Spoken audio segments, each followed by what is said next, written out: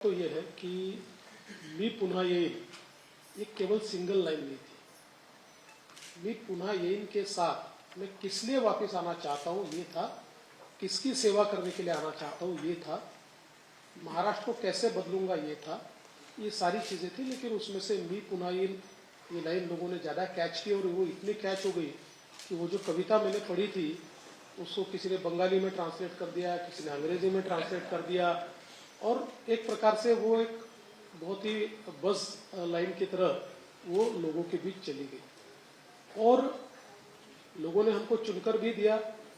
और ये बात भी सही है कि केवल सत्ता के लिए, कुर्सी के लिए जब उद्धव जी ने हमारे पीठ में खंजर घोंपा तो उसके बाद एक समय ऐसा भी रहा। क्या होता है कि हम लोग कहते हैं ना, नथिंग सक्सीड्स लाइक सक्सेस। तो हम जब चुनकर आए तो लोगों ने कहा देखो मी पुन्हा येईन कहा था, ये आ गए। सरकार नहीं बनी तो लोगों ने कहा ये देखो ये बहुत अहंकारी थे, इन्होंने कहा था मैं वापिस आऊंगा, ये अहंकार था इनका और इसलिए ये नहीं आए। ये तो राजनीति में चलते रहता। लेकिन मैंने कहा था मैं पुन्हा येईन तो उसमें 2.5 साल लग गए। लेकिन 2.5 साल बाद आया तो ऐसा है कि दोनों पार्टी तोड़कर और 2 साथी लेकर आए। और ऐसे ही प्रधानमंत्री जी जब ये कहते हैं कि 400 पार करके मैं वापस आऊंगा तो उसके आगे प्रधानमंत्री जी का जो भाव है उस भाव को समझ लेना बहुत जरूरी है। और अपने भाषण में राष्ट्रीय कार्यकारिणी में भी और महाराष्ट्र में उनका कार्यक्रम हुआ उसमें भी प्रधानमंत्री जी ने वो भाव बहुत स्पष्ट किया। प्रधानमंत्री जी ने कहा कि हम लोग ये छत्रपति शिवाजी महाराज को मानने वाले लोग हैं, हम उनसे प्रेरणा लेते हैं। छत्रपति शिवाजी महाराज ने अपने आप को छत्रपति घोषित किया और उनका राज्याभिषेक हुआ। उसके बाद एक दिन भी उस गद्दी को उन्होंने एंजॉय नहीं किया। एक दिन भी उन्होंने वहां बैठकर राजकाज करूंगा, अब आराम से जीऊंगा, इस प्रकार का विचार नहीं किया। उन्होंने केवल अपने आप को छत्रपति इसलिए घोषित किया कि दुनिया को यह पता चलना चाहिए कि हिंदवी साम्राज्य की स्थापना हुई है, हम गुलामी से बाहर आए हैं और हमारा अपना वजूद है। और तुरंत वो निकल पड़े साम्राज्य को बढ़ाने के लिए, गुलामी से बाहर निकालने के लिए और आम आदमी को, जिसको रैयत कहते थे, उसका भला करने के लिए वो बाहर निकले। तो मोदी जी ने कहा हमारी भी प्रेरणा हुई है, हम तीसरे बार चुनकर आएंगे, हमको पूरा विश्वास है। लेकिन हम तीसरी बार चुनकर आना इसलिए नहीं चाहते कि हमको राज चलाना है, हमको समाज बदलना है, हमको देश बदलना है, हमको 2047 का विकसित भारत तैयार करना है, इसलिए हम तीसरी बार आना चाहते हैं। तो ये जो मोदी जी का कॉन्फिडेंस आपको दिखाई पड़ता है, ये कॉन्फिडेंस है, ये अहंकार नहीं है।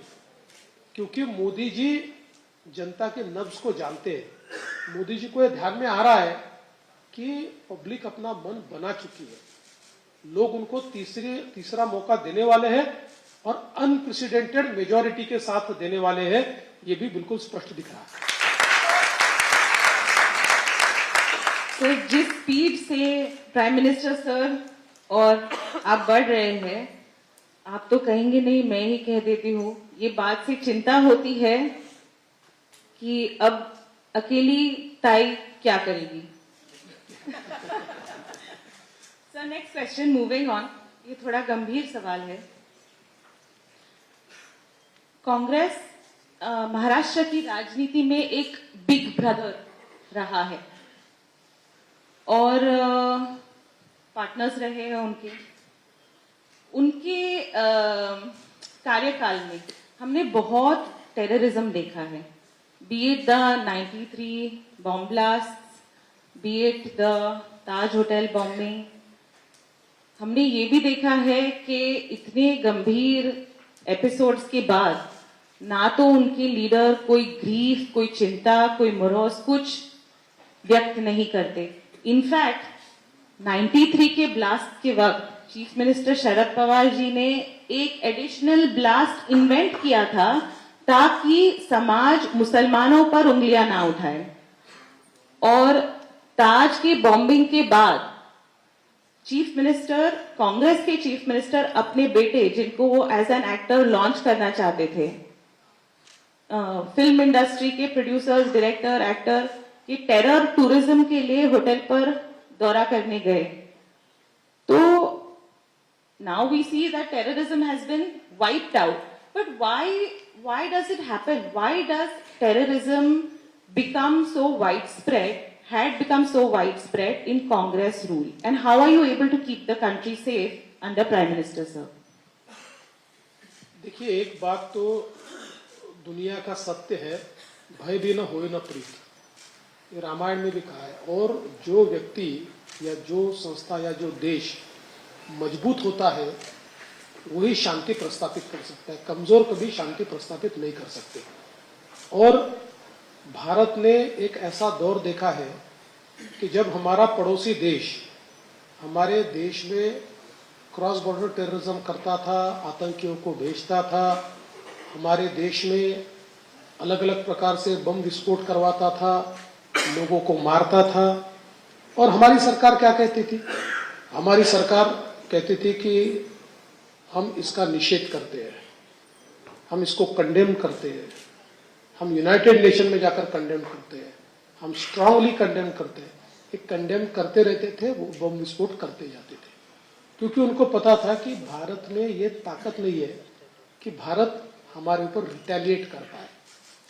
लेकिन जिस समय मोदी जी ने पहला स्ट्राइक किया, सर्जिकल स्ट्राइक किया, उस समय उनके ध्यान में आया कि भारत रिटेलिएट कर सकता है।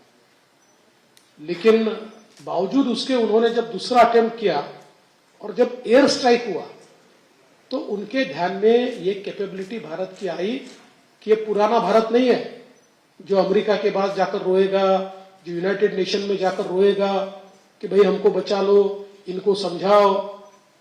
ये सीधे अटैक करने वाला भारत है, ये मोदी जी का भारत है। ये जैसे उनके ध्यान में आया तो परिणाम ये हुआ कि आज उनकी हिम्मत भारत पर अटैक करने की नहीं है। आप विचार कीजिए, मुंबई पर जो हमला हुआ था 26/11 को, it was not an attack on Mumbai, it was attack on India sovereignty. देखिए, टारगेट जो चुने गए थे, ताज होटल, ट्राइडेंट, ये क्यों चुने गए थे? ट्राइडेंट इसलिए चुना गया था कि दुनिया की डिप्लोमेटिक कम्युनिटी ट्राइडेंट में रहती है। ताज इसलिए चुना गया था कि भारत के जो एक आर्थिक केंद्र है, उस आर्थिक केंद्र का सिंबल ये ताज होटल है।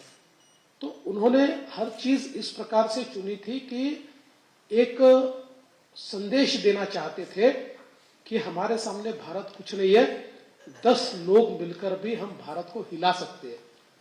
और वो संदेश उन्होंने बहुत, मैं ऐसा कह सकता हूं दुर्दैव से, कि उन्होंने सफलतापूर्वक दिया। लेकिन उस समय की हमारी रिएक्शन क्या थी? हम लोग अमेरिका के पास चले गए और अमेरिका ने ये सारी चीजें पता होते हुए भी डेविड हेडली, तहूर राणा, ये सारे जो आतंकी थे जो उसके पास थे, उनका एक्सेस भी हमको नहीं दिया। तो मुझे लगता है कि मोदी जी के आने के बाद हम लोग वो एक्सेस ले पाए। जो लोग इस षड्यंत्र में थे उनको दंडित करने का काम हमने किया। तो कांग्रेस की सरकार में एक बहुत वीक इस प्रकार की गवर्नमेंट को हमने देखा, जो अपने आप को मजबूत नहीं रख सकती थी, जो अपने आप को एसेट नहीं कर सकती थी, जो दूसरी शक्तियों पर डिपेंडेंट थी। और फिर वही चीजें नीचे तक आती है। देखिए, जैसी सरकार देश में चलती है वैसी सरकार फिर प्रदेशों में चलना शुरू हो जाती है। तो ये परिस्थितियां उस समय हमने देखी। आज हम लोग ये दावे के साथ कह सकते हैं, पाकिस्तान तो छोड़ दीजिए, अब चीन की भी ये हिम्मत नहीं है कि चीन सीधा आंख उठाकर हमारे सामने देखे।